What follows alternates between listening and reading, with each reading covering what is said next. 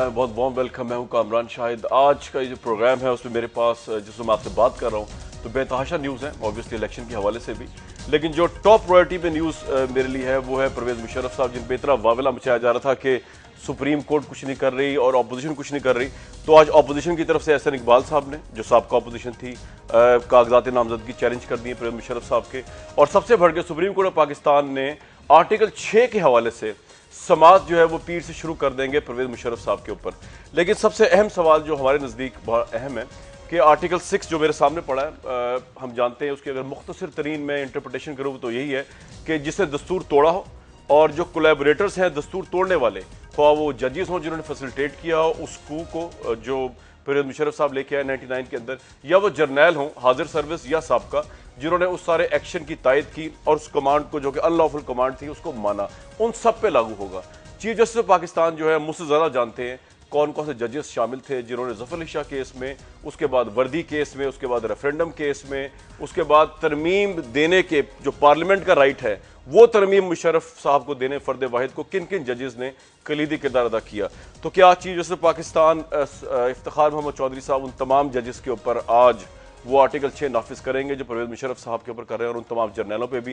ये सबसे बड़ी आजमाइश है चीफ जस्टिस के लिए और मुझे उम्मीद है कि वो करेंगे, कि इंसाफ यही है कि जिस किसी पे भी हो उसको करना चाहिए, ख्वाह उसके जो कदम हैं जस्टिस के वो कहीं पे भी जा रहे हो, किसी के घर तक भी जा रहे हो। हमारे साथ सलमान अकबर राजा साहब मौजूद हैं। इससे पहले कि मेन पैनलिस्ट का तारुफ कराऊँ, 1 मिनट के लिए उनसे बात करना चाहूँगा। सलमान साहब, मेरे नज़दीक बहुत बड़ा स्टेप है, पीर को समात हो रही है और अगर वो समात एक्सेप्ट भी कर ली जाती है कि आर्टिकल 6 पार्लियामेंट के बजाय अब चलेगा सुप्रीम कोर्ट में, तो चीफ जस्टिस क्या उन जजेस पे भी वो लगाएंगे आर्टिकल 6 जो परवेज़ मुशर्रफ साहब पे लगा रहे हैं अंडर आर्टिकल 6 और जर्नैल्स पे, हाई ट्रेजन कोलैबोरेटर्स जो है 99 के कू के? देखिए जी, अगर तो ये बात शुरू होती है तो फिर जो कोई भी उसके हाथे में आए उसको जवाबदेह होना होगा।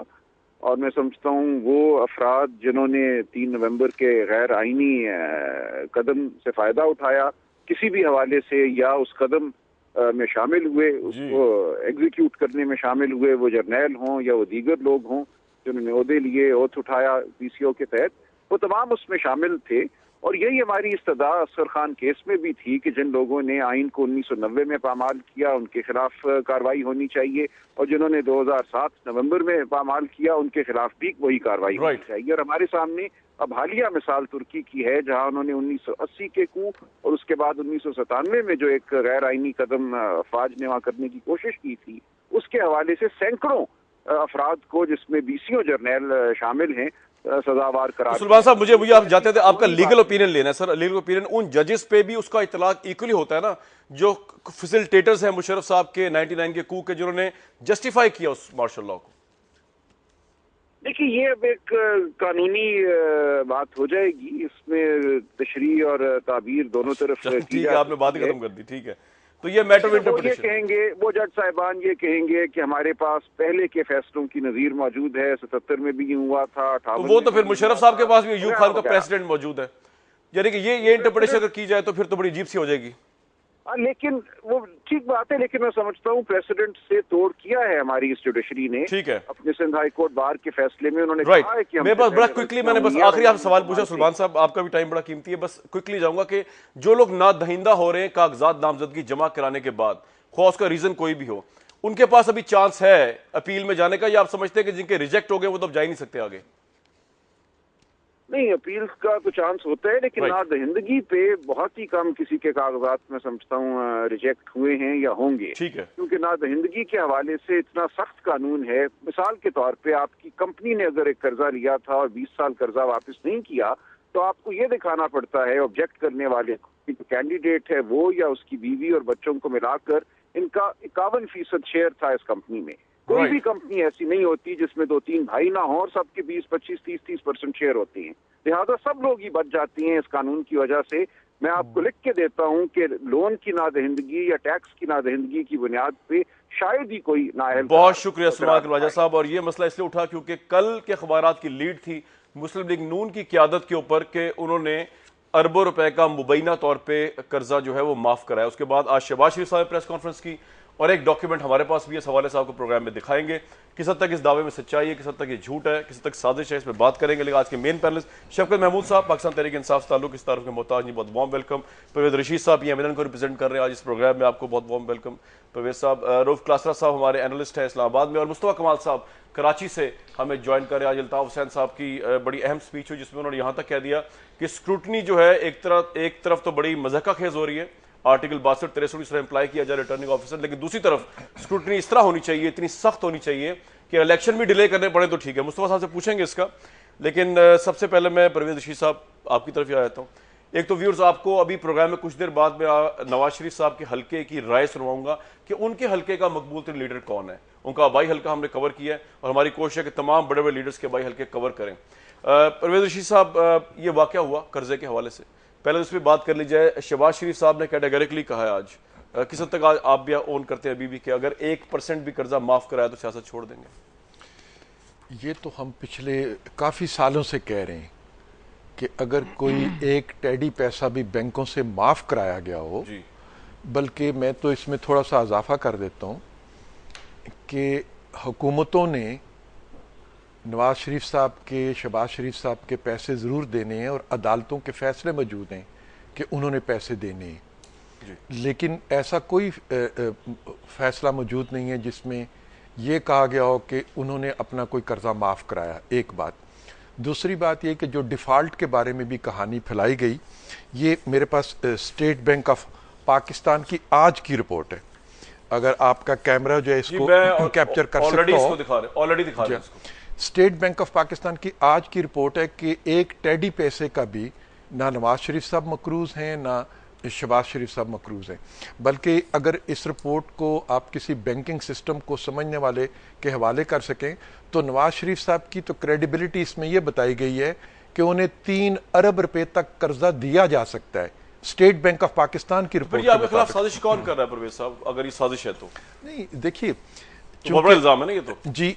इलेक्शन है, इलेक्शन में सब लोग इलेक्शन में सब लोग हिस्सा लेने जा रहे होते हैं और इस किस्म की कहानियां जो है फैब्रिकेट की जाती हैं उन लोगों की तरफ से जिनके पास दो किस्म के लोग कहानी फैब्रिकेट करते हैं।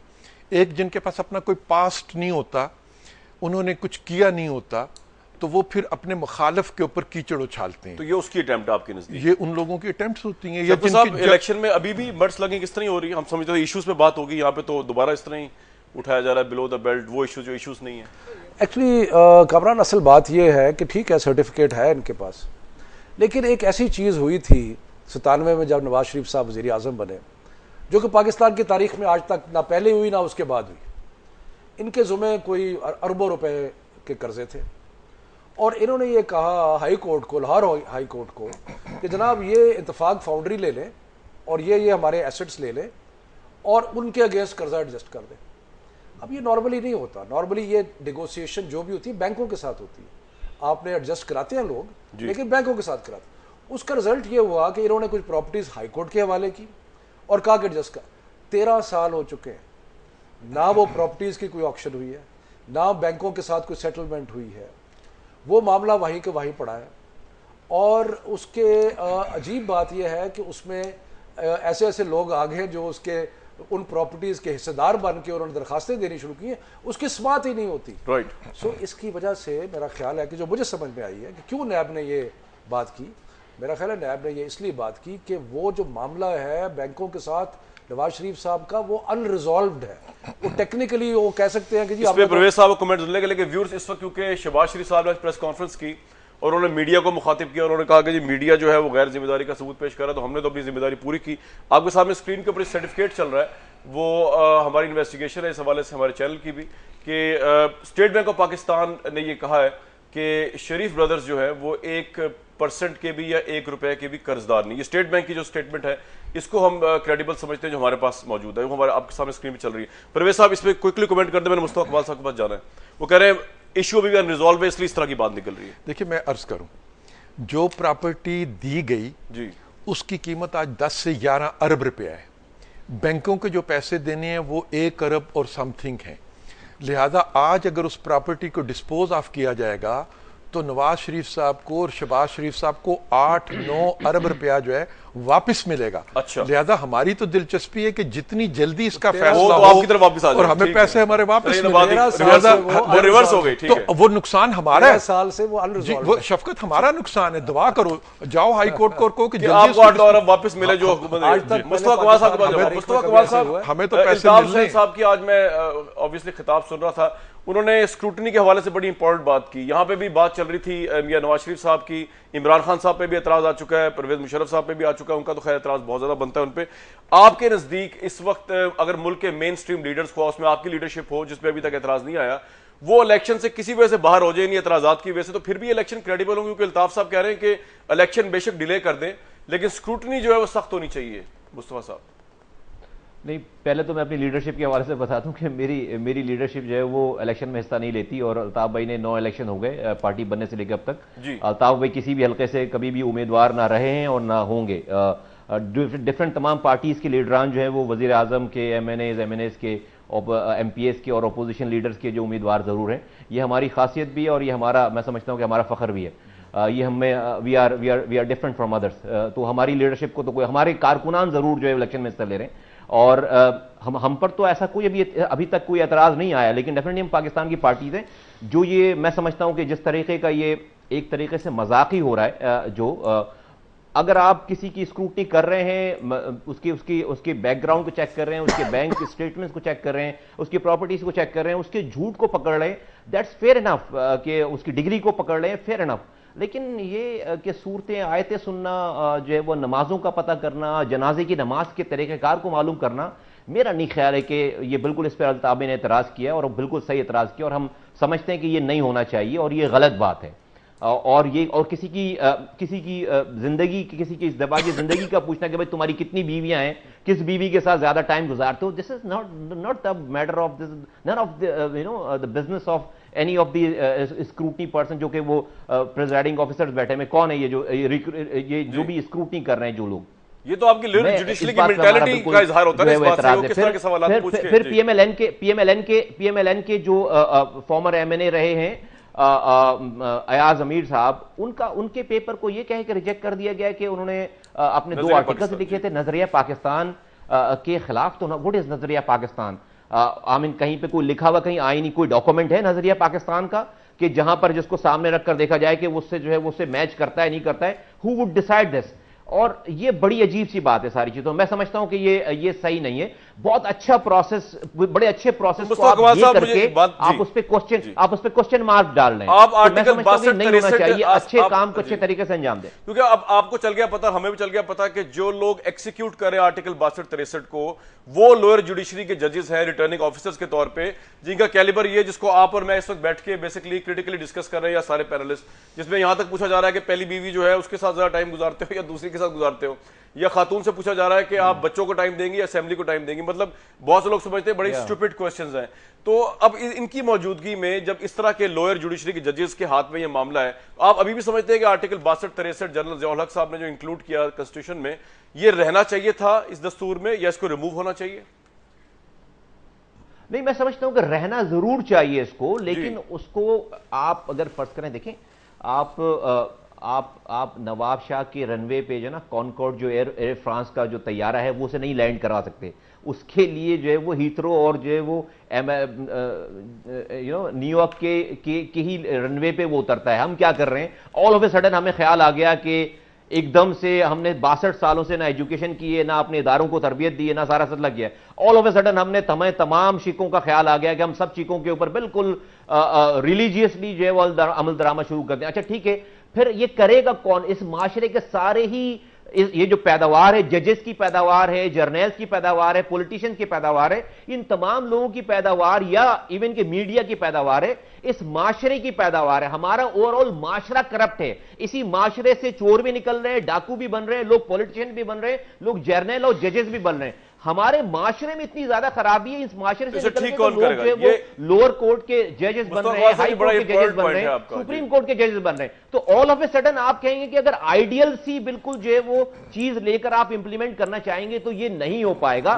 मैं समझता हूं, हम ये समझते हैं कि हमें ग्राउंड्स रियलिटीज को देखकर मिनिमम चीजों को जितनी हम चीजें कर सकते हैं उस पर जाएं, और बहुत सारी चीजों पे तो एलिजिबल वो भी नहीं हो सकते जो सवालात पूछ रहे हैं। जो लोग ये स्क्रूटनी कर रहे हैं, अगर उनसे ही दुआए कुनूत बहुत सारे लोगों से पूछ ली जाए तो मेरा नहीं ख्याल है कि उनको भी दुआए कुनूत जो है वो याद। राइट, ये पॉइंट आपका आ गया और इसी को आगे बढ़ाऊंगा। मैं रऊफ क्लासरा साहब के पास जाऊंगा। रऊफ साहब, अल्ताफ हुसैन साहब ने तो ये भी कह दिया कि अगर चीफ इलेक्शन कमिश्नर से पूछा जाए कि नमाज जनाजा किस तरह पढ़ाई जाएगी तो शायद उनके लिए मुश्किलात हो जाए, उनको पढ़ानी चाहिए या लोगों को बतानी चाहिए। तो ये सारा मजे का खेस अमल है रऊफ क्लासरा साहब, आर्टिकल 62-63 का इंप्लीमेंटेशन, या आपके ख्याल में सही हो रहा है? नहीं, ये इस पे तो कोई मेरा ख्याल है बहस नहीं है। अगर आप उस पर इजाजत दें तो मैं उस पर लोन डिफॉल्ट वाली स्टोरी पे कमेंट करना चाहूंगा, क्योंकि 20 दिसंबर 2009 को मैंने स्टोरी फाइल की थी द न्यूज़ में, जिसका मैंने आज प्रिंट भी लिया और इसके डॉक्यूमेंट्स भी थे। इसमें बड़ी इंटरेस्टिंग चीज़ें हैं जो शरीफ फैमिली के हवाले से। एक तो लोन की टोटल अमाउंट है 3 बिलियन रुपीज़ है, 9 बैंक हैं, और एक ये मेरे दोस्त कह रहे थे परवेज रशीद साहब के 1 अरब है, वो नहीं है, 3 बिलियन रुपीज़ है। अगर मुझे कहें तो मैं ब्रेकअप भी दे दूं कि ये किस किस बैंक का इन्होंने क्या कुछ उस वक्त देना था। इसमें नेशनल बैंक सबसे ज़्यादा इसमें अफेक्ट हुआ था, 1.5 बिलियन रुपीज़ हैं। इसके बाद हबीब बैंक है, उनके 71 करोड़ रुपए, यूबीएल 34 करोड़ रुपए हैं। इसके बाद एमसीबी है, इनके 23 करोड़ रुपए हैं। ये फर्स्ट पंजाब मदराबा है, इसके 10 करोड़ रुपए हैं। ये बैंक ऑफ पंजाब है, इसके 6 करोड़ रुपए हैं। एग्रीकल्चर डेवलपमेंट बैंक के आपके 5 करोड़ रुपए हैं। आप पिकेक है, उसके 1 करोड़ 70 लाख रुपए हैं। और आईसीपी है और इसके 8 मिलियन के करीब है। सो टोटल जो अमाउंट बनती है वो 3 बिलियन रुपीज के करीब बनती है। और आपको याद होगा जब नवाज शरीफ साहब ने कर्ज उतारो मुल्क समारोह एक स्कीम शुरू की थी, तो सबसे पहले जो अच्छा स्टेप समझा गया था, मियां साहब ने कहा था कि मैं अपनी जो फैमिली का 3 बिलियन रुपीज के 9 बैंकों के कर्जे हैं तो ये मैं वापस करने सरेंडर की थी उन्होंने अपनी जो उनकी प्रॉपर्टी। इत्तेफाक फाउंडेशन बल्कि 4-5 थी, उसमें सिर्फ इत्तेफाक नहीं था, उसमें और भी इनकी इंडस्ट्री थी।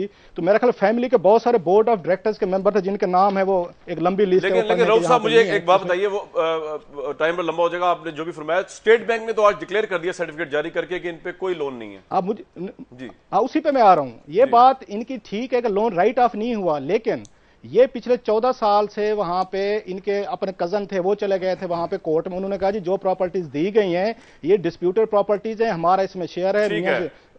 तो ये आप मियां साहब उन प्रॉपर्टीज को हैंड ओवर नहीं कर सकते, एक। और दूसरा, इस लोन पे 5 बिलियन रुपीज के करीब अब तक इस पे मार्कअप हो चुका है। राइट, ये भी जहन में रखिए। मुझे ब्रेक पे जाना, रऊफ साहब वापस आऊंगा तो इस पे आपसे मजीद जरूर होगी बात, लेकिन व्यूअर्स जब ब्रेक वापस प्रवेश साहब कमेंट कर दीजिएगा और ब्रेक वापस आएंगे तो व्यूअर्स आपको नवाज शरीफ साहब को जो बाई हल्का है, हमने एक शुरू किया आज कि जो लीडर्स हैं उनके बाई हल्कों की रिपोर्ट आपके सामने पेश की जाए, वहां की आवाम क्या कहती है, वो बड़ा इंटरेस्टिंग है। वहां का मकबूल तरीन लीडर कौन है उनके बाई हल्के का, उस पर आपको एक रिपोर्ट दिखाएंगे इस प्रोग्राम में ब्रेक के बाद। और लाहौर जो कि मेन इस वक्त स्ट्रीम जहां पे इलेक्शन डिसाइड होने जा रहा है पंजाब के अंदर, इस पे बात करेंगे, यहां पे कौन सी पार्टी कहां स्टैंड कर रही है।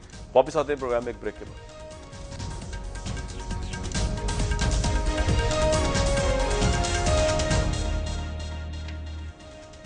व्यूअर्स प्रोग्राम बहुत वार्म वेलकम। परवेज रशीद साहब, मैं करना चाह रहा हूँ सियासत पे बात, क्विकली आप कमेंट कर दें, उससे आगे मैंने चलना है। जो कुछ रऊफ क्लास साहब ने कहा, आपके पास राइट है उसको रिस्पॉन्ड करने का। स्टेट बैंक का सर्टिफिकेट आपके सामने मौजूद है, इसके अलावा आप कुछ कहना चाहते हैं बता दें। कामरान साहब, फाइनल अथॉरिटीज में ना मैं हूँ ना कोई दूसरा है, ना नैब है। इसमें final authority state bank of Pakistan है। और अगर स्टेट बैंक ऑफ पाकिस्तान ये कहता है कि ये शख्स डिफॉल्टर है तो वो मुझे भी मानना पड़ेगा और आपको भी मानना पड़ेगा और बाकियों को भी मानना पड़ेगा। और स्टेट बैंक ऑफ पाकिस्तान जब ये कहे कि ये शख्स डिफॉल्टर नहीं है तो वो भी हम सबको मानना पड़ेगा। लिहाजा मेरे पास तो अपनी सफाई में फाइनल अथॉरिटी जो है उसकी रिपोर्ट है। बाकी लोग मेरे बारे में जो भी बात करेंगे, मैं कहूंगा कि मेरी शक्ल इन लोगों को अच्छी नहीं लगती। सही वैसे आपकी शक्ल बड़ी अच्छी है, लेकिन मुहावरतन ठीक है। मैं जाऊंगा मुस्तफा साहब के पास, लेकिन छोटा सा कमेंट एक इस पे जी एक इस पे छोटा सा कमेंट सर, जस्ट वो ठीक कह रहे हैं परवेज रशीद साहब, इनके पास डॉक्यूमेंट है, लेकिन मुझे फिर समझ नहीं आ रही कि 1998 से लेके पिछले 14 साल में लाहौर हाई कोर्ट में 3 बिलियन रुपीस का लोन प्रोग्राम पूरा रख लेंगे। मैं और आप बैठ के रखेंगे इसके प्रोग्राम, केस लड़ रहे हैं। मैं और आप बैठ के रखेंगे। जी मैं प्रोग्राम रखूंगा आपके पास, इस पे रखेंगे। आज जरा थोड़ा सा मैं कह रहा हूँ पॉलिटिक्स को भी ले आए बीच में, ये बात होगी, लेकिन इस पे हम प्रोग्राम जरूर रख लेंगे। परवेज साहब अगर उसमें कमेंट करना चाहिए कर सकते। शफकत साहब, तमाम लीडर्स एक्सेप्ट अल्ताफ हुसैन साहब, ये मानने वाली बात, और accept the leadership of MQM, सब पे इल्जाम लग रहे हैं, आपके लीडर पे भी इल्जाम लग रहे हैं। मैं इल्जाम डिटेल में जाना नहीं चाह रहा। तो ये आर्टिकल 62-63 कोई ज्यादा खतरनाक चीज नहीं है? आप पे भी काबिल एतराज हो गया, आपसे बड़ा इमरान खान साहब पे चैलेंज हुआ है। एमक्यूएम के लीडर के ऊपर तो इसलिए नहीं है कि वो इलेक्शन ही लड़ रहे हैं, अल्ताफ हुसैन साहब इलेक्शन ही लड़ रहे हैं, बाकी लोगों पे नहीं है कि जिनके कागजात जमा करें उस पे। ठीक है, मेरी तो राय बड़ी क्लियर है इसके बारे में। कि 62-63 के कुछ प्रोविजंस ऐसे हैं जिनकी डिटर्मिनेशन करना इम्पॉसिबल है, मसलन सादिक और अमीन, लेकिन कुछ प्रोविजंस ऐसी हैं जिनकी डिटर्मिनेशन करना आसान है। मसलन टैक्स रिटर्न्स, मिसाल के तौर पे झूठ किसी ने बोला है, देखें ना, झूठ बोलना तो नज़र आ जाता है ना, किसी ने झूठ बोला है, ऑन रिकॉर्ड झूठ बोला है, जिस तरह फेक डिग्री है जी। उसके अलावा लोन डिफ़ॉल्ट है, वो मुख्तलिफ इदारे हैं, वो आपको बता सकते हैं कि लोन डिफ़ॉल्ट है या नहीं। सो जो चीज़ तो डॉक्यूमेंट्री एविडेंस से और बाकी चीज़ों से प्रूव हो सकती है, ठीक, वो तो प्रूव करें। लेकिन ये कि जी उसको इस्लामी तालीमात कितनी पता है या ये चीज़ें हैं या वो, मैं इस तरह से पूछ रहा हूं जिस तरह की इन पे अभी बात हुई, तो आप पे जो इल्ज़ाम है उस पे आप अफसर तो नहीं है। मैं एक चीज़ ज़रूर कहूँगा कि अब ये जो जितनी पार्टियां वावेला कर रही हैं, इन्होंने मिल के 18वीं 19वीं 20वीं तरमीम की, और इन्होंने मेरा ख्याल है कि कोई 100 के करीब आर्टिकल्स जो थे जो इनको अमेंड किया। उस वक्त किसी को क्यों नहीं ख्याल आया कि ये जो 62-63 है इसको इस तरीके से फॉर्मुलेट किया जाए कि इसके जो भी शिक्के हम समझते हैं कि ज़रूरी है उनके ऊपर हम एविडेंस का वो मेयार मुकम्मल। लेकिन शेख साहब मैं ये कह रहा हूँ कि लीडरशिप समेत आपके कुछ कैंडिडेट्स को भी इसमें अलार्म्ड हुए 62-63 की छलनी में आ सकते हैं, इमरान खान साहब समेत। हम तो समझते हैं कि 62-63 की जो छलनी एविडेंस से प्रूव हो सकती है, बिल्कुल उसके लिए सारे कैंडिडेट्स को तैयार होना चाहिए। ठीक है, ये जो चीजें जो है ना जो हवा में है, ठीक है, उनके बारे में इनके लीडर में एतराज कोई नहीं ना आपकी तरफ से? देखिए, सच्ची बात मैं आपसे पूछूं, मैं समझता हूं कि सबसे बड़ा एहतसाब जो है वो पाकिस्तान के अवाम वोटर करते हैं। हम सब अपने आप को इंतखाब में लोगों के सामने पेश कर रहे हैं। मुझे हक है कि मैं इनके बारे में लोगों को बताऊं और इन्हें हक है कि ये मेरे बारे में लोगों को बताएं, और उसके बाद फैसला हम लोगों पर छोड़ दें। पाकिस्तान के अवाम जो फैसला करें उसको फिर हम तस्लीम करें। ठीक है। मुस्तफा कमाल साहब, प्रोग्राम के शुरू में मैंने एक बात कही थी, आपसे मैं उस पर ओपिनियन लेना चाहूंगा। मुशर्रफ साहब के ऊपर गद्दारी का मुकदमा जो है वो शुरू कर रही है सुप्रीम कोर्ट, पीर से समात होगी। आर्टिकल 62-63 के हवाले से उनकी कागजात नामजदगी पे एतराज हो गया, जिस तरह इमरान खान साहब पे हुआ है, परवेज मुशर्रफ साहब पे हुआ है और बड़े लीडर्स के ऊपर हो रहा है। तो आपका इस पे क्या टेक है? ये जो परवेज मुशर्रफ साहब पे आर्टिकल 6 का चल रहा है, और आपके ख्याल में फिर कोलैबोरेटर्स भी बीच में आएंगे जिसमें जजेस और जर्नल्स भी हो सकते हैं, मुस्तफा साहब? जब आप ये आर्टिकल दिखा रहे थे, पढ़ रहे थे स्क्रीन पे, और हमने भी आर्टिकल 6 जो है वो चूंकि बड़ा वावेला रहा है इसका इस मुल्क में पिछले कई सालों में, तो हमने भी उसे पढ़ा है। और उसमें जब एड और अबेड वाली जो बात है कि जिसने जो है वो आइन तोड़ा और जिसने आइन तोड़ने में मदद की, वो सब लोग जो है वो उसके अंडर आते हैं, उस आर्टिकल 6 के अंडर में आते हैं। तो मुझे बेसाख्ता, मैं इसका जवाब इस तरह, मुझे बेसाख्ता पता नहीं, वो एक जगजीत की गजल मुझे याद आ रही थी, वो मैं आपको ये गा के सुनाएंगे या वैसे ही पढ़ेंगे? गालिब साहब की है, लेकिन आई थिंक गालिब के मुझे वो शेर, नहीं मैं ये कह रहा हूं गा के सुनाएंगे या वैसे ही? अच्छा नहीं, मैं पढ़ूंगा, मैं सिर्फ वर्ष करूंगा, काश मेरी आवाज अच्छी होती तो मैं आपको जो गुनगुना के भी सुना देता। बस वो जगजीत इस तरह कुछ कहते हैं, या जो शायर इस तरह कहता है कि बात निकलेगी तो बहुत दूर तलक जाएगी, और जो लोग उसके मुशर्रफ साहब के साथ उसके शामिल हो रहे हैं, उसमें आ रहे हैं, तो वो उनके लिए है कि लोग बेवजह उदासी का सबब पूछेंगे और ये भी पूछेंगे कि तुम इतने परेशान क्यों हो। तो जब बात निकलेगी आर्टिकल 6 की तो बहुत दूर तक जाएगी, और लोग फिर बेवजह उदासी का सबब भी पूछेंगे लोगों से कि लोग इतने परेशान क्यों हैं। तो वो बट पता नहीं, यही मैं कह सकता हूं, इसलिए कि ये तो कहानी रुकनी ही नहीं है, ना जजेस के ऊपर रुकनी है, ना जर्नलों के ऊपर रुकनी है। कियानी साहब जो है वो आईएसआई चीफ थे जब जो है वो, उसके बाद जो है वो chief of the army staff रहे, और जजेस में से कौन कौन था? जर्नल साहब जो चीफ जस्टिस पाकिस्तान है, जो चीफ जस्टिस पाकिस्तान साहब हैं, उन्होंने जो है वो हमारे चीफ जस्टिस साहब ने तो एंडोर्समेंट की है, 3 साल को उनको 3 साल की उनको एंडोर्समेंट दी है आने के बाद एज अ चीफ एग्जीक्यूटिव। और उसके बाद पीओसी जो है वो क्या है आपकी जो जजेस ने जो ओथ लिया है, उस पे उन्होंने वो ओथ उठाया। फिर काफ लीग, और काफ लीग से अब जो है वो जो लोग नून में वापस गए हैं या जो पीटीआई में वापस गए हैं, जो हुकूमतों में शामिल रहे, उस सारे आगे जिन्होंने मुशर्रफ साहब के साथ हुकूमत बनाई, आई थिंक सब लोग जो है वो इसमें आ जाएंगे, तो बात निकलेगी तो बहुत दूर जाएगी। मुस्तफा साहब की बात, अब क्योंकि जजेस का तो कोई नुमाइंदा यहाँ मौजूद नहीं, वरना मैं उनसे पूछता, ना रजिस्ट्रार तक हमारी एक्सेस है, ना कोई जर्नल्स का, लेकिन वो कह रहे हैं जो जी मुस्तफा साहब कुछ कहना चाहते हैं? मैं आपकी बात आगे रखने लगा हूं परवेज रशीद साहब के पास। नहीं, बस मैं कमेंट करना चाहूंगा, शेर सुनाना चाह रहा था। एक अगर मुझे इजाजत है कामरान जी रऊफ साहब, कामरान पूरी डिबेट में हम जी। एक पूरा इंपॉर्टेंट पॉइंट हम मिस कर रहे हैं मेरा ख्याल है हमारी इस पूरी डिबेट में, जब जजेस और सुप्रीम कोर्ट के हवाले से बात कर रहे हैं।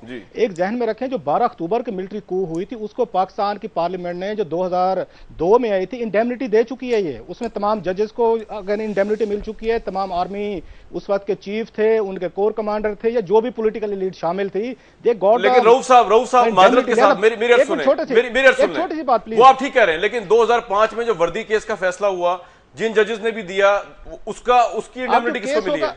नहीं, अब जो केस होगा ना जिस पे आप ये बात कर सकते हो और आपको करनी है, 3 नवंबर 2007 की इमरजेंसी पे बात हो सकती है। नहीं, मैं आपसे एक सवाल पूछ रहा हूं ना। 2005 में जिन जजेस ने 2005 में एक वर्दी वाले को ये हक दिया कि वो इलेक्शन लड़ सकता है, वो इंडेमनिटी तो किसी ने नहीं दी। 2005 नहीं था, ये 2005 नहीं था, 2007 था सर, 2007 था, 2005 नहीं था जब जनाब मुशर्रफ साहब ने अब नहीं, जो सबसे पहले काजी हुसैन अहमद केस की बात कर रहा हूं सर मैं, जिसके अंदर काजी हुसैन अहमद साहब भी थे, इमरान खान साहब ने भी चैलेंज किया हुआ था रेफरेंडम को, और उसमें वर्दी वाले सदर को राइट दिया। चले इसमें भी एक प्रोग्राम रख लेंगे आपके साथ। वो इंडेमनिटी है। अगेन कामरान साहब उस केस में भी पार्लियामेंट आपकी एलओ सर वो आपने और मैंने दी हुई इंडेमनिटी और किसी ने नहीं दी हुई। लेकिन परवेज रशीद साहब, जो मुस्तफा कमाल साहब ने बात की है, ये कामरान पार्लियामेंट दे चुकी है। ठीक है, इसमें करेंगे बात, इन पे 3 नवंबर इस पे जरूर बात करेंगे। मुस्तफा कमाल साहब ने बात की कि बात बड़ी दूर तक जाएगी, तो बेसिकली आप समझते हैं कि अभी टिकट्स मुस्लिम लीग नून भी डिसाइड कर रही है, शफकत महमूद साहब भी डिसाइड कर रहे हैं, आपके पास भी पीएमएलक्यू के लोग आए हैं, लेकिन अभी फैसला नहीं हुआ कि आपने कितने लेने कितने नहीं लेने, तो बात फिर बड़ी दूर तक जाती है। परवेज रशीद साहब, अगर बात इतनी दूर चली जाए कि ये मुझ तक पहुंच जाए, ये मैं बिल्कुल ईमानदारी से आपको कहता हूं जी कि पाकिस्तान का जो हाल हो चुका है और पाकिस्तान को इस हालत से बाहर निकालने के लिए, मैं तो ईमानदारी से ये समझता हूं कि अगर बात इतनी दूर पहुंच जाए कि वो कानून की रस्सी मेरे गले में भी पड़ती हो तो आनी चाहिए, तो आनी चाहिए। अच्छा, बिल्कुल आनी चाहिए। सर टिकट्स डिसाइड नहीं हो रही, मतलब अगर हम लाहौर में से बैठे हैं, लाहौर में एक बड़ा कुछ लोग समझते हैं कि इसलिए डिसाइड नहीं हो पा रही कि कारकुन बदल हो के दूसरी पार्टीज में चले जाएं, मतलब कोई इस तरह की वजह है कि बहुत आपके पास कैंडिडेट्स आ गए, हुआ क्या? इनकी भी नहीं हो रही, आपकी भी नहीं हो रही? नहीं, देखो पीपल्स पार्टी ने कर दी है वैसे हमारे पास एक तो ये है कि 3500-3600 सीरियस कंटेंडर था जो इलेक्शन में हिस्सा लेना चाहते। सीरियस पे जोर है आपका? जी, सीरियस में इसलिए कह रहा हूं कि एप्लीकेशंस इससे भी ज्यादा हैं। ठीक है, लेकिन 35 to 3600 सीरियस कंटेंडर्स हैं जो इलेक्शन में हिस्सा लेना चाहते हैं। उन सब लोगों को इंटरव्यू करना, उनकी बात को सुनना, उसमें वक्त लगता है। और चूंकि ये जो चैलेंज है लाहौर में पीटीआई का आपके लिए, देखिए हमारे लिए चैलेंज जो है वो शायद सियासी जमातें नहीं है। हम समझते हैं कि चैलेंज एक तो आपको इलेक्शन कैंपेन चलाना बजाते खुद चैलेंज है, जो दहशतगर्दी और लॉ एंड ऑर्डर की सूरत हाल है कि कैसे अपने लोगों के साथ कम्युनिकेट किया जाए। फिर पाकिस्तान के बड़े बड़े मसाइल हैं, लोड शेडिंग का मसला है, रोजगार का मसला है, सन्नत की बंदिश का मसला है। ये चैलेंजेस जो हैं ज्यादा गहरे चैलेंजेस हैं। हमारी नजर उन चैलेंजेस पर है। पीटीआई आपके लिए चैलेंज नहीं है भाई, आप तो चैलेंज ही नहीं है पाकिस्तान तहरीक साहब। और आप फिर टिकट्स में इतनी लेट क्यों कर रहे हैं, किनका वेट कर रहे हैं? कामरान 4153 दरखास्तें हमें मौसूल हुई टिकटों के लिए, और सीरियस कैंडिडेट्स ये इंपॉर्टेंट बात है। ये हमारे परवेज रशीद साहब जो है ना, ये हर चीज को अपनी तरफ ले जाते हैं। हमारे सीरियस कैंडिडेट तो पॉलिटिक्स है और किसी के नहीं है हमारे में सीरियस कैंडिडेट नहीं। उसमें अगर इनका ये ख्याल है कि इनको चैलेंज नहीं है, मेरा ख्याल है कि जिस तरीके से हमें एक उभार नज़र आ रहा है और लाहौर में नज़र आ रहा है, मैं आपको एक मिसाल देता हूँ। तकरीबन 50 से 55 हज़ार लोग हमारे तब्दीली प्रोग्राम में, रज़ाकार प्रोग्राम में अभी तक एनरोल कर चुके हैं जी, लाहौर से, बाहर से नहीं। ठीक है। और ये वो लोग हैं जो कि हर अपने इलाके में, अपने मोहल्ले में, अपने जहाँ वो रहते हैं वहाँ पे वो वर्क करेंगे पार्टी के लिए। और दूसरी बात ये है कि इनका जो मॉडल है उस और हमारे मॉडल में बड़ा फ़र्क है।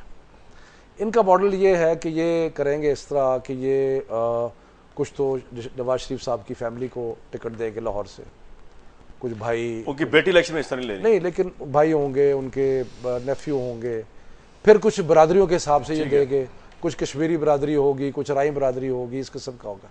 हमारा मॉडल डिफरेंट है। हम समझते हैं कि इलेक्टेबल्स जो है या इन लोगों के साथ इलेक्शन नहीं जीते जाते। फिर कैसे जीत सकते? हमारा इलेक्शन जो है वो एक नजरिए पे, एक वेव पे, तो आप उसके पे डिपेंड कर रहे हैं और उसके लिए हमारे जो तब्दीली रजाकार प्रोग्राम आपको नजर आ रहे हैं, और मैं आपको आज प्रिडिक्ट कर रहा हूँ जी, क्योंकि अब तो ज्यादा टाइम नहीं रह गया। ख्वाब के प्रेडिक्ट, मैं ख्वाब नहीं देख रहा, मैं आपको प्रिडिक्ट कर रहा हूं। देखा ना इमरान साहब, मैं आपको प्रिडिक्ट कर रहा हूं। आपको इवन इन लाहौर, इसलिए मैं हैरान कुन का लफ्ज इस्तेमाल कर रहा हूं कि आप जैसे हमारे भाई जो हमारी बात मानते नहीं है, आपको हैरान कुन रिजल्ट्स नजर आएंगे। ठीक है, आपसे मॉडल का पूछूंगा मैं, कौन सा मॉडल आप इंट्रोड्यूस करें जिनसे मुख्तलिफ है। मुस्तफा कमाल साहब से भी पूछेंगे, रूफ क्लास साहब हमारे साथ मौजूद रहेंगे कि मुस्तफा कमाल साहब जो है वो किस तरह फ्रॉम नोबडी टू समबडी बन गए, उनके पार्टी के अंदर किस तरह ये सब कुछ होता है, इस पर बात करेंगे। और सबसे इंटरेस्टिंग चीज़ व्यूअर्स हम दिखाएंगे आपको कि मियां नवाज शरीफ साहब का जो हल्का है उसके सबसे मकबूल तरीन लीडर कौन से हैं, उनके आबाई हल्के में से। वापस आते हैं प्रोग्राम में एक ब्रेक के बाद।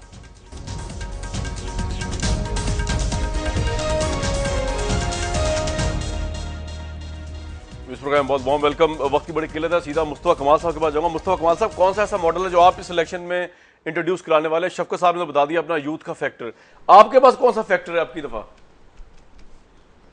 नहीं, हमारा जो फैक्टर है वो बड़ा वेरी ओपन है कि हम लोग ग्रास रूट लेवल से, बिल्कुल यूथ भी है हमारे पास और एक छोटी सी परसेंटेज हमारे पास जो है एक्सपीरियंस लोगों की भी। लेकिन आपको पता है हमारी पार्टी तो बेसिकली आज नहीं, हम तो अपनी इंसेप्शन से लेकर आज तक हमारी पार्टी बिल्कुल यूथ पे ही सारी है। तमाम आप जो जितने भी लोगों को जानते हैं या देखते हैं 90% हमारे यहाँ यूथ है। हमारा जो बेसिक फलसफा है वो ये कि मेरे लीडर जो है वो खुद जब यहाँ थे और आज भी, या उनके रिश्तेदार, वो सदर, वजीर आजम या किसी भी MNA MPA के कैंडिडेट नहीं है। हम ग्रास रूट लेवल से अपनी यूनिट लेवल पे, यूनिट से लड़के को निकालकर जो हमारा साथी होता है, हमारा वर्कर होता है, उसको एक स्क्रूटनी से गुजार कर हम बहुत सारे लोगों के इंटरव्यूज करके उनको सेलेक्ट करते हैं और हम अब एक अच्छी टीम पेश करने की कोशिश करते हैं। उसका हम 1 रुपया खर्च नहीं होने देते, उसके बैंक उसको ये नहीं देखते कि वो अब कितना अमीर तरीन है। एक आम पढ़ा लिखा ईमानदार आदमी हम सेलेक्ट करते हैं एक ड्यू प्रोसेस से। लेकिन आप समझते हैं कि कराची से बाहर ये मॉडल जो है, ये जो आपका मॉडल बड़ा अच्छा है कि आप जो है वो वर्किंग क्लास को ऊपर लेके आते हैं, आप खुद भी वर्कर रहे हैं, लेकिन आपको लगता नहीं कि आपका ये जो मॉडल है ये कराची से या हैदराबाद से बाहर इंप्लीमेंट ही नहीं हो सका पाकिस्तान के किसी भी हिस्से में? वहां पे पॉलिटिक्स के डायनामिक्स डिफरेंट है मुस्तफा साहब जी। जब आप कानून साहब, जब अगेंस्ट द टाइड आप स्विम करते हैं, जब आप सिस्टम के खिलाफ किसी जद्दोजहद का में हिस्सा लेते हैं तो उसमें सदियां लगती हैं। अभी हमें सिर्फ और सिर्फ 25 साल हुए हैं और हमारे लिए बहुत आसान था कि अभी पाकिस्तान में ऐसी बहुत सारी कॉन्स्टिट्यूंसीज हैं जहां पर लोग अपने नामों पे, अपनी जागीरों पे, अपने बलबूते पे खानदानों के लोग आजाद उम्मीदवार बनकर के वहां पर जो है वो इलेक्ट होते हैं। लेकिन और वो हमारे पास भी आए, हम अपनी इन 25 सीटों को 50, 55, 60 आसानी से कर सकते थे, लेकिन हम उनके इलाकों में जाकर हमने जो हमारा जो वर्कर है उन्हीं के इलाकों में, जो जागीरदार, वडेरे, सरमायादार खानों के इलाकों में जो हमारे वर्कर्स काम कर रहे हैं, हम 2002 से, बल्कि उससे पहले भी हमने इलेक्शंस में हिस्सा लिया पूरे पाकिस्तान से। हम अभी भी 500 भले वोट मिले, लेकिन हम उस वर्कर को जो कि उस किसी हारी का बेटा है, किसी किसान, किसी मजदूर का बेटा है, बड़े नाम को हम टिकट नहीं देते, हम उस मजदूर के बेटे को टिकट देते हैं। साहब, ये तो बात माननी पड़ेगी आपको MQM की, ये किसी और पार्टी में इस तरह नहीं है कि आप एग्री करते कि आपकी पार्टी आपकी दफा कारकुन लेके आ रही है सिर्फ 100%? देखिए, शकील अवान हमारा जो रावलपिंडी से MNA है वो कारकुन नहीं है, हनीफ अब्बासी है, मैं क्या हूं, तो आपके पास भी हैं एहसन इकबाल। मैं सिर्फ एक बात कहना चाहूंगा कि ये सिर्फ ये करते हैं कि ये 20-25 नौजवानों को मुंतखब कराते हैं और किसी न किसी वडेरे की झोली में डाल देते। चलो, ये आपका पॉइंट आ गया, इसके लिए इनके पास भी जवाब मौजूद है MQM के। लेकिन व्यूअर्स, आज का प्रोग्राम था, एक सेकंड में अगर परवेज रशीद साहब से बहुत एहतराम से अगर मैं एक जुमला कह दूं, उन झोली में डालने वालों में जो है वो मियां नवाज शरीफ भी शामिल है। 2 दफा यही मैं कह रहा हूं, उनकी झोली में भी ये नौजवान डाले सारे। बिल्कुल साहब, यानी कि हुक्मरानों की झोली में डाल देते हैं at the end of the day. चले मुस्तफा साहब, इसमें बात होगी दोबारा। इस प्रोग्राम में आज हमने शुरू में कहा था कि नवाज शरीफ साहब का भाई हल्के, जिसमें मोची गेट से लेकर ब्रांडस रोड, गोल मंडी सब आते हैं, इसमें हमने लोगों से जानने की कोशिश की किस पार्टी को वोट करेंगे, कौन सा मकबूल तरीन लीडर है। आप वो देखिए लोगों की राय क्या है। ये वो परसेप्शन है जिसको हमने वाइडली जाके खुद ऑब्जर्व किया और आपके सामने लेके आ रहे हैं। मियां मोहम्मद नवाज शरीफ साहब के भाई हल्के, वहां के अवाम की राय। मुझे इस प्रोग्राम के प्लेटफॉर्म से कल तक के लिए इजाजत दीजिए। सर, ये भाटी गेट का इलाका है, हम तो नवाज शरीफ को वगैरह को वोट देते हैं। इंशाल्लाह अल्लाह ने चाहा तो इमरान खान विन होंगे इंशाल्लाह उल अजीज मियां मोहम्मद शहबाज शरीफ साहब। यहाँ ना तो पानी है, ना बिजली है, ना गैस है। इंशाल्लाह देंगे तो जी नवाज शरीफ साहब को। ये तो उनका आबाई हल्का है, यहाँ से वो हर दफ़ा कामयाब होते रहे हैं। मियां नवाज शरीफ साहब, मियां शहबाज शरीफ साहब, मियां हमदा शहबाज शरीफ साहब। उम्मीद है कि बिला मुकाबला मुंतखब होने वाली मुस्लिम लीग नून वाली बात है। उन्होंने काम बहुत ज़्यादा किए हैं ना इधर। देखो जी अल्हम्दुलिल्लाह में ये नून लीग को ही देंगे फिर भी। इमरान साहब का एक नारा ना कि मियाँ साहब जान दो साड़ी भाई भी जान दो। ब्रांच रोड जो है नून लीग का है, तब्दीली मुश्किल है अफसोस के साथ। इमरान खान कौन है हम नहीं जानते उसे। हम मियाँ नवाज शरीफ, मियाँ शहबाज शरीफ और मियाँ हमजा शहबाज शरीफ को जानते हैं। नए बंदे को मौका देना चाहिए, वो देखेंगे इमरान खान क्या करता है। फिर वोट देनी है नवाज शरीफ को, मियाँ नवाज शरीफ को। इमरान खान के ज़्यादा जोर लग रहा है मुझे। देखिए हमें तो इनसे नवाज शरीफ से उम्मीद है। मैं पहली दफ़ा वोट डालने जाऊंगा और तहरीक इंसाफ को वोट डालूंगा। मैं इमरान खान को वोट करूँगा। इमरान खान ये वन मैन शो ही ना भी तो चल रहा है। पर मैं पहली दफ़ा वोट डालने जा रहा हूँ और मैं नून लीग को वोट डालूंगा। ऐसे नवाज शरीफ को सपोर्ट करने हैं। मैं वोट नून लीग को करूँगा। बहरहाल हमने तो मियाँ साहब को वोट देना है। इमरान की बातें अपनी जगह ठीक हैं। मैंने इस बार पहली बार वोट डालना तो नून लीग को वोट दूंगा। मैं पहली दफ़ा वोट कास्ट करने जा रही हूँ और इमरान खान को ही करूँगी। ये इलाका नून लीग का है, यहाँ नून लीग को गड़ा पसंद किया जाता है। मैं हमेशा नून लीग को ही किया है और इस दफ़ा भी नून लीग को करूँगा। ये भाई ग्वालमंडी चौक है, ये नून लीग का इलाका है। बेसिकली उनका ज़्यादा जोर है यहाँ पे। हमारा वोट PMLN के लिए। मैं पहली बार वोट कास्ट करूंगी, अगर करूंगी तो इमरान खान। हम तो नून लीग को ही वोट करेंगे। तब्दीली लाने वाले तब्दीली कहते नहीं लाकर दिखाते हैं। शहबाज शरीफ को वोट देना पसंद करेंगे। इमरान खान कुछ भी नहीं करेगा, इंशाल्लाह जो भी करेगा शहबाज शरीफ करेगा। दिल्ली गेट का इलाका है और हमने नवाज शरीफ के साथ बंदा जो भी खड़ा होगा हमने उसको वोट देना है। इंशाल्लाह इस साल मियाँ नवाज शरीफ को वोट देंगे। तो मैं शहबाज शरीफ को वोट डालूंगा। मैंने वोट तो उसे ही देना चाहिए जिसने हमारे पंजाब में अच्छा काम किया। वहाँ मियाँ नवाज शरीफ और शहबाज शरीफ ने तो अच्छा काम किए हैं। हम शहबाज शरीफ को वोट देना चाहते हैं। ये सब देखे हमने, सही है। अभी इमरान को भी देख लेते हैं वो क्या करता है। वोट तो इस वक्त तो शहबाज शरीफ को कैटेगरी जाता है। हम वोट नून लीग को ही देंगे। इमरान खान साहब इंशाल्लाह उन्होंने आना ही नहीं। वोट शहबाज को और नवाज शरीफ को हम देंगे। मेरा ख्याल है कि इमरान साहब को आजमाना चाहिए। हम इमरान खान को वोट देंगे। नवाज शरीफ हमजा शहबाज को। कारोबार ही नहीं है, काम ही नहीं है, किसको वोट दें किसको ना दें, हमारा अभी किसी पे कोई एतमाद नहीं है। इस बार हम नवाज शरीफ साहब को ही वोट डालेंगे। लाजमी बात है कि नून लीग को करेंगे। जब उसके इलाके में खड़े हैं तो हमने उसी को वोट करना है। जी शाही महला का जी हीरा मंडी आज तो नवाज शरीफ का दीवाने हैं। नवाज शरीफ कोई रहना। इमरान खान को नहीं देंगे, हम नवाज शरीफ को वोट देंगे। मेरा तो एतमाद यही है कि मियाँ साहब को वोट दिया जाए। वोट अगर डाला तो नवाज शरीफ को डालूंगा। मोहम्मद नवाज शरीफ को वोट दूंगा। की वोट असी ते नवाज शरीफ साहब ने देवांगे। पहली दफ़ा वोट करूंगी और नून लीग को वोट करूंगी। मियाँ ने नवाज शरीफ को वोट करूंगी। नवाज शरीफ को हम वोट देंगे क्योंकि उन्होंने हमारे लिए बहुत कुछ किया है। बस कोशिश कर रहे हैं कि जो आजमाए हुए हैं उनको ही आजमाया जाए।